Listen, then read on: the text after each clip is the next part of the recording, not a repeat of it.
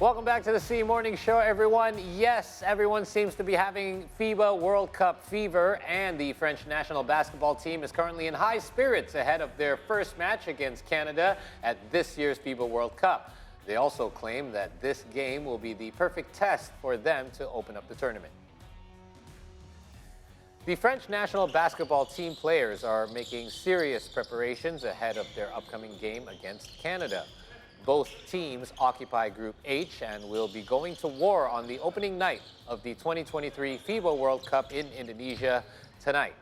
Despite the absence of rising star Victor Wembanyama, France remains a force to be reckoned with due to the likes of Rudy Gobert and Nicolas Batum.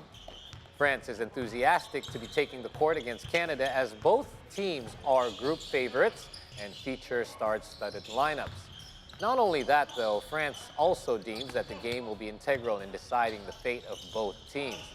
Aside from France and Canada, Group H is also home to Latvia and Lebanon, which also have considerable achievements in this competition.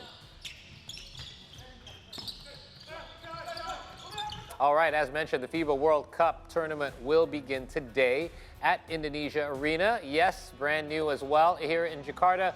And this has caused much anticipation and excitement for basketball lovers and enthusiasts all across Indonesia. The first game will pit Latvia against Lebanon this afternoon, while the second game will pit two powerhouses against each other, France and Canada. And joining us this morning on the C Morning Show is Basketball Enthusiast. He's also a basketball photographer and content creator, Padila, a good friend of mine, to give us his insight on this highly anticipated matchup between Canada and France. Rocky, glad to have you, man. Thanks so much. Being here. Thank you so much, Paul. Thanks for having me. Listen, let's first talk about, before we get into the game itself, this is a very prestigious thing for Indonesia to be one of the three host countries. Philippines, we know, is a basketball-loving country. Japan as well, they have a strong national basketball team. But Indonesia is being awarded the FIBA World Cup. What's your take on the significance, first of all, of having the FIBA World Cup here in Indonesia? This is really huge for us. I would like to call it monumental for Indonesian basketball, because I never thought that we're gonna host the World Cup. Here. But now it's not this soon, anyway. Not this soon, but now it's our time to show everybody in the world that, you know, we love basketball too, and basketball is growing in Indonesia, and this is gonna be good for the youth, for the next generation to see that, you know, this is world-class basketball. Absolutely. And you can watch it in Indonesia. You don't need to fly to America, to the United States to watch basketball NBA players. And we have a lot of NBA players playing tonight. Correct. So this is really monumental, and this is going to be gonna go down one in history, though. Yeah, definitely so. And that's a good point as well, right? A lot of people, we're watching it on online, streaming, or on TV, but now we can actually see them in person. And with Indonesia Arena, we can get the feel, because FIBA, when they're putting this on, it's actually a full game experience as well. Now, despite not having our national team in the tournament, unlike Japan and the Philippines, how have the fans, you talk to fans a lot, how have the Indonesian fans been, how excited have they been in regards to this tournament being held? They cannot wait, especially for the France and Canada matchup. Okay. The tickets have been sold out for a few weeks now. Everybody's still looking for tickets until right now. Right, my friends are calling me as well, yeah. Yeah, so it is very much anticipated for today, for tonight. And yeah, I think the fans, I mean, like, they never see Shea, Gilgeous-Alexander, RJ Barrett, Rudy Gobert, Nick Batum in person. So everybody just, you know, excited to see NBA players playing in Indonesia. Probably this is the first time ever that we have this many NBA players on one court in Indonesia. So I think the fans, everybody gonna pack the gym almost every game during the FIBA World Cup. Yeah, and I mean, there's already 6,000 plus that's going to be attendance in the Latvia-Lebanon game, which is the lesser-known teams as well. So that shows that there are deeper basketball enthusiasts. Now, one of the things that you are known for is you contribute greatly to the development of Indonesian youth basketball. You believe in regenerating players for our national team and our national league. You do this through exposing, through your content, highlighting young players, players that we've never heard of, that, hey, keep your eye on this guy. He's going to be one to be looking out for later on for national team or perhaps even international play. So what do you think the impact of having the FIBA World Cup is here for the development of youth Indonesian basketball?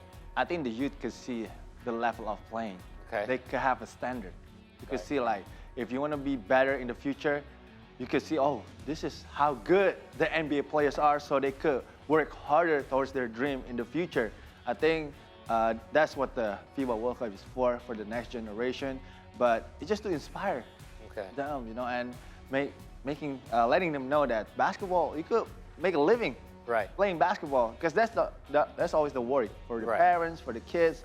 So I think the FIBA World Cup gonna give a big impact for the next generation in basketball. Right, because you always look at it this way. Back in the day, people would always think, well, if you're going to be a basketball player, you're either going to make the NBA or you don't. Yeah. And that is such a high target and unachievable for most people out there, 99% of basketball players.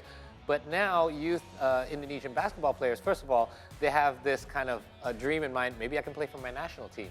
And if you can play for your national team, there's a chance that you could put yourself against NBA players as well. Yes, I agree with you. Yeah. I mean, like NBA is just for that 1%. Yes. People gotta realize it is really tough. There's like millions of people trying to be NBA players. Right. It's just not everybody in Indonesia, you know. Yes, true.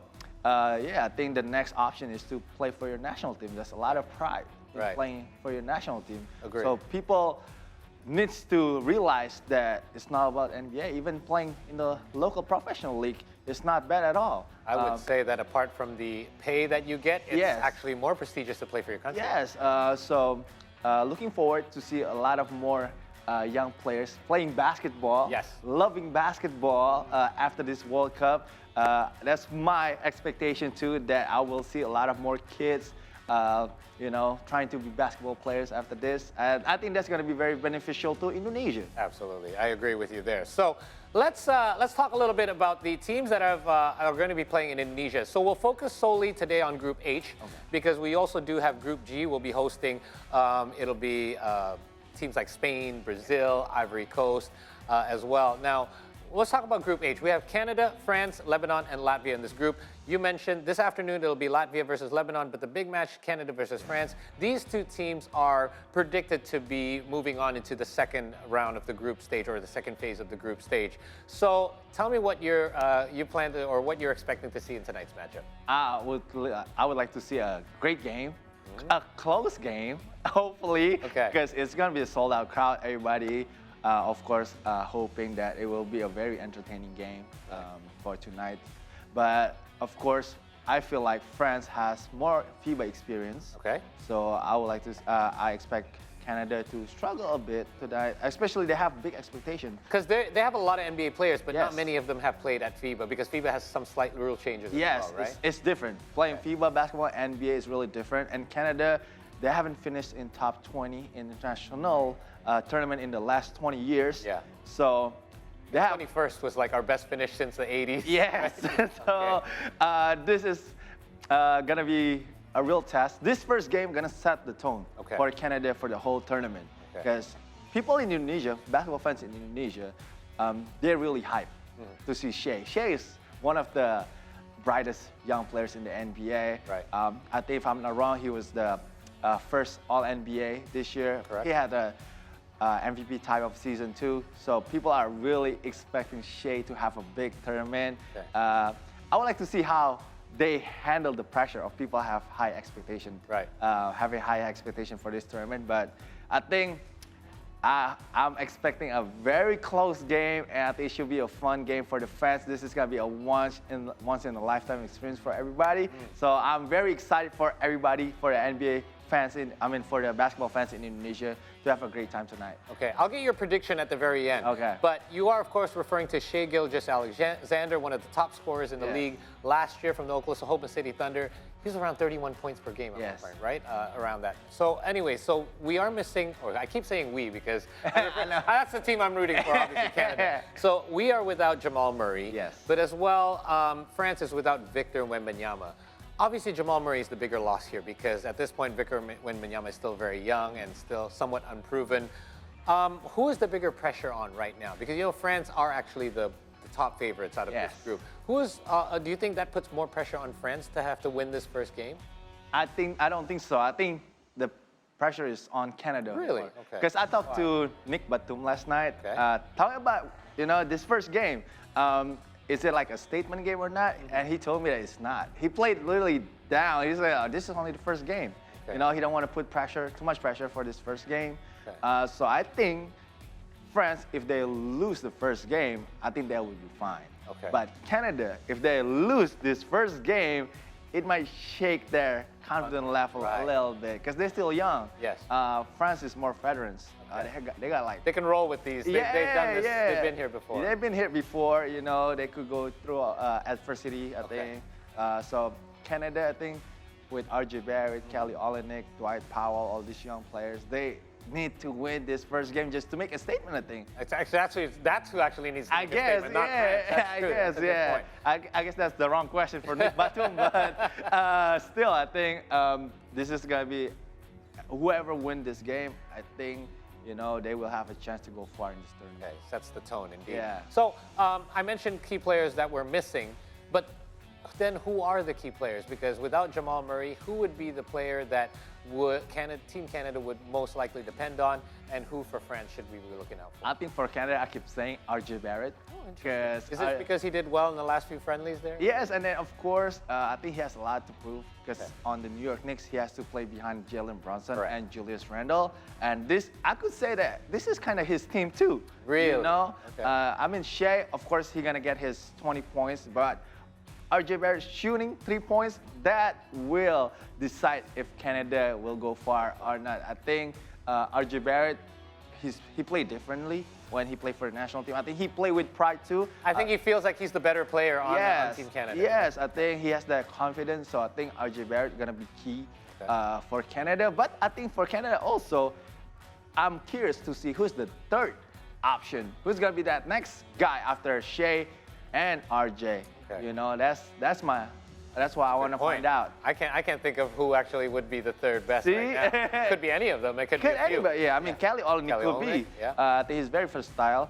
He could do everything: rebound, assists, and points. But Lou Dort, if he can lock some people down, could be their third best as well. I don't know about Dylan Brooks though, because last night when I saw the practice, he kept missing his threes. Hey, better to miss them during practice than hit them during the game. I guess so. Okay, but let's shift our focus to France. Who do you have for France? Is it going to be the Stifle Tower, or are you looking at somebody else to step up? I'm looking to see Evan Fournier.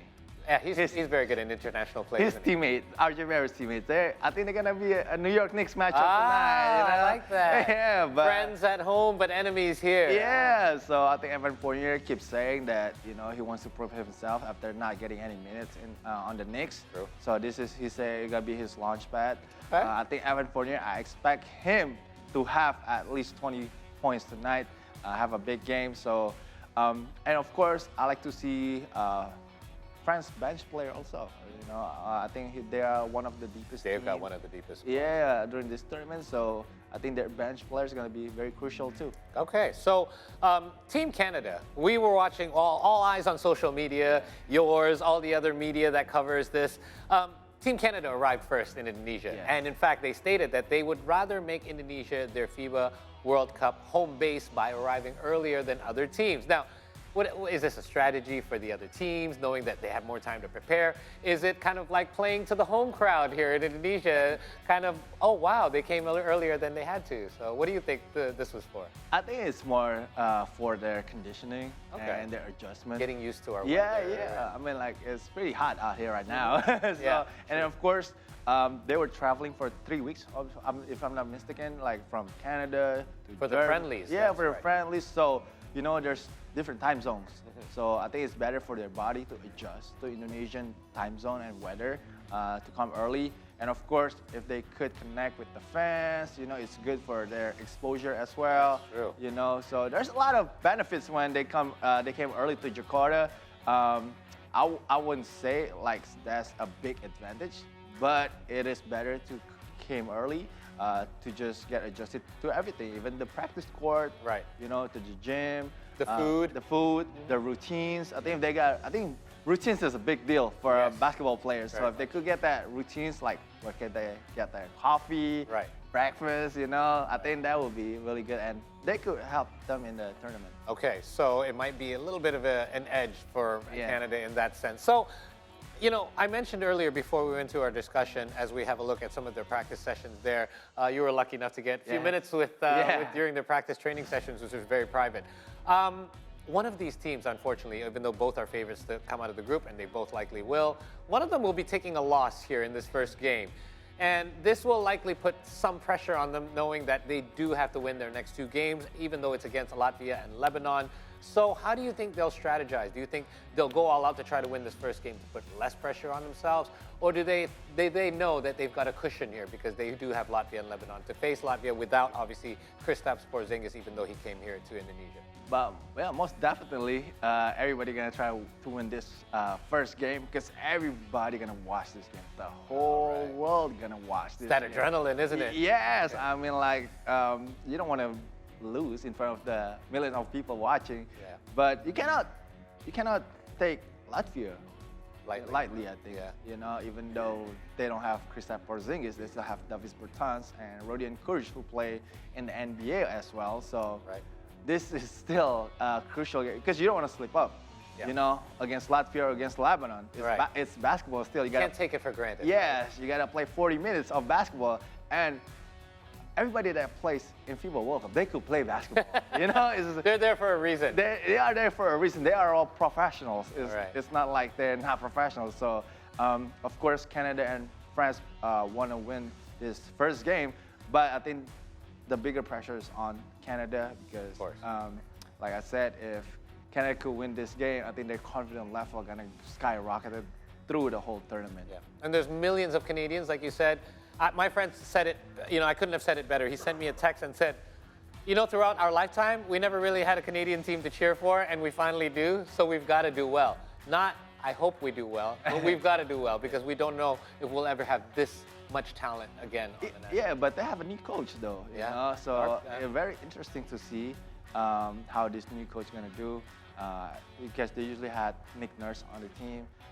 So yeah, Canada I think they're gonna do well. I think they're gonna do really well in this tournament. Like you said, the ceiling might be the semifinals. Yeah. I'll be happy if we make it to the semifinals. That'd be an absolute ceiling. Yeah. Actually, since you brought it up, the change of coach that. You know, there was some time, but I would say it was quite sudden. I wasn't expecting it. Do you think that has affected the team in any way? I mean, you've been around the team at some point. Not really. I think for this tournament, because they got young players from the NBA, I think the coach is familiar with the players as well. Yeah. I wish I could say the name of the coach. I forgot. Same. Yeah, but I don't want to slip. I don't want to butcher his name. Yeah. So I saw him last night. He had a conversation with Lou Dort, with Zach Edey, like one-on-one conversation after practice. So I think he has a good relationship with all the players as well. All you need is to get the trust of the players. So, you know, he could give great instructions and coaching during the game. So I think that will be fine. I don't think. I think the bigger concern is how he will adjust during games. I think that will be the biggest. It'll be the true test. Yeah. Right? Yep. Jordi Fernandez, by the way. Okay. There you go. Yeah, he's I think an assistant coach for the Denver Nuggets too. Correct. A while back. And helped develop players as well, right? Yeah. So there you go. Now let me get your take. Canada or France here, game 1. As much as the basketball fans in Indonesia want Canada to win, I think France will take this game just because they got more experience in FIBA, and of course they got more size and more depth on their team. I think they will get game 1, this first game tonight. Okay. And real quick, before I recap what's taking place today for day 1 of FIBA World Cup, I want to get your thoughts on the other group that we will be hosting as well. We mentioned that it's going to be, the powerhouses will be Brazil and Spain. Any surprises you expect from that group? I think Brazil could be the surprise of the tournament. Of the entire tournament? Of the entire tournament. Oh, I like that. Hot take. You heard it here first. Yeah, because they got a good mix of young and veterans on the team. Hey. And they seems like in a very good vibes when I went to their practice yesterday. Right. Especially with Raul Neto leading the team, former Cleveland Cavaliers. And of course, they just beat Australia during the exhibition game. Right. So they've been shooting really well from the three-point line. So if that shooting Carries could carry over to the tournament, Yeah. I think don't be surprised if they're gonna make it to the top 8. They say the rims get a little bit smaller when you stop playing friendlies and play the actual tournament. We'll have to see. Very excited as well. Thank you for coming on, by the way. Thank you so Rocky, much. it's great not only to catch up with you, but to get your insights on this. Of course, don't forget, so today the rundown, it'll be 4:15 tip-off for Latvia versus Lebanon, and they're going to clear the entire stadium because there will be an opening ceremony that will take place for approximately an hour. There are some very important people expected to attend. We mentioned Agnes Mo will be performing there as well. So if you guys do plan to come, don't be late. Traffic might be a little bit heavy. It is a Friday afternoon, so make sure you get there early. And of course, we have an 8:30 tip-off time for France versus Canada, and hope that you can join us there as well. Anyway, Rocky, it's been great to have you, but we're probably going to have you by sometime throughout the tournament to get your thoughts. Yeah, I'll be happy to come back. All right, and you guys can check out your vlog on YouTube. Yes. Just look for it under? Rocky Padila. There you go. All right, that's the name. You heard it here as well. Look out for Brazil. I'll file that away and I'll look it up again later on in the tournament. That wraps up our first talk show of the day. We'll be back here on the C Morning Show with more. We're going to cover some news from around the world when we return, so stay tuned. We'll be right back.